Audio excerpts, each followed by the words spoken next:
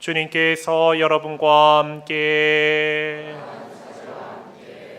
마테오가 전한 거룩한 복음입니다.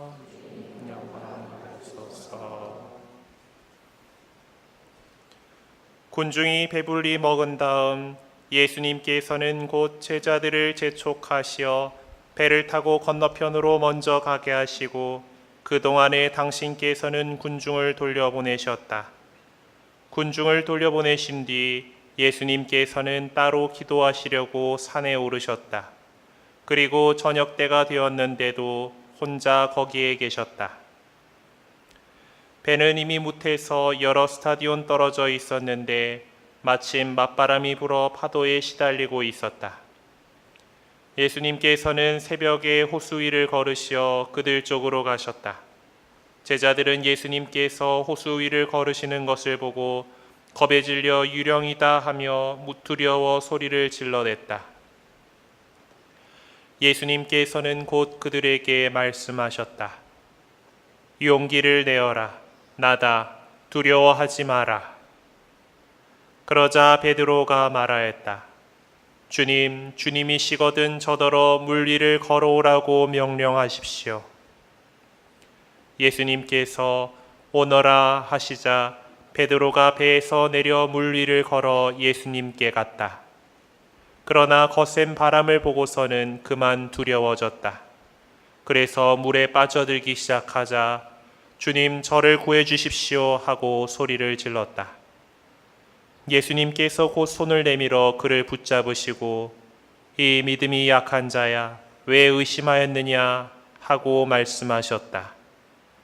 그러고 나서 그들이 배에 오르자 바람이 그쳤다. 그러자 배 안에 있던 사람들이 그분께 엎드려 절하며 스승님은 참으로 하느님의 아드님이십니다 하고 말하였다. 주님의 말씀입니다.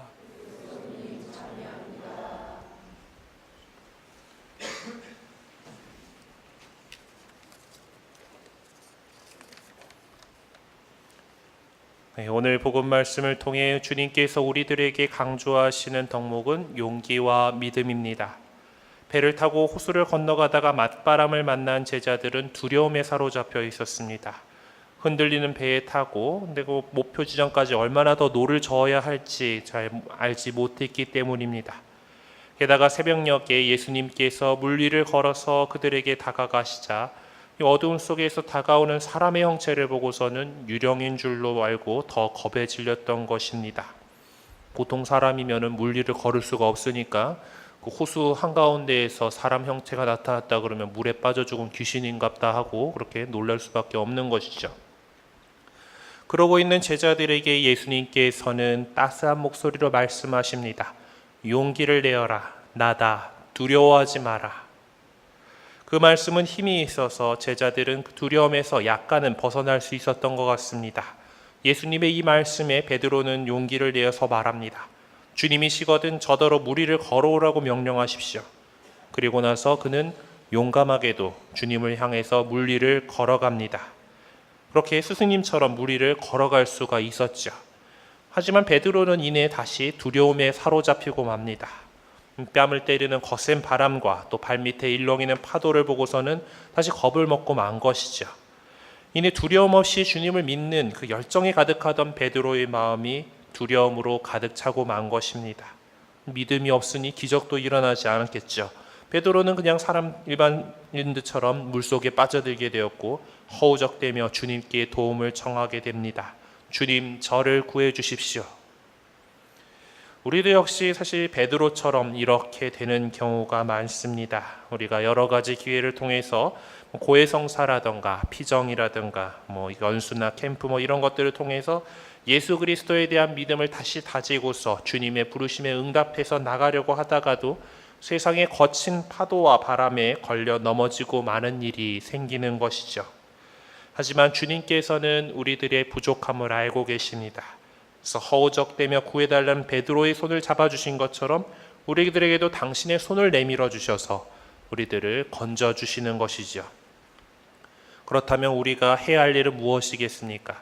예수님의 그 손을 꼭 붙들고 다시 용기를 내는 일입니다. 그렇게 하지 못한다라면 우리는 가라앉아 버리고 그 결과는 죽음일 것입니다. 주님께서 약속하시는 영원한 생명을 얻고자 한다라면은 용기를 내서 주님께 믿음을 두고 주님께서 내밀어 주시는 그 손을 잡아야 합니다. 세상의 거센 바람과 파도에도 겁먹지 않을 용기와 믿음을 우리들에게 주시기를 청하면서 오늘 이 미사 정성껏 봉헌하도록 합시다. 잠시 묵상하시겠습니다.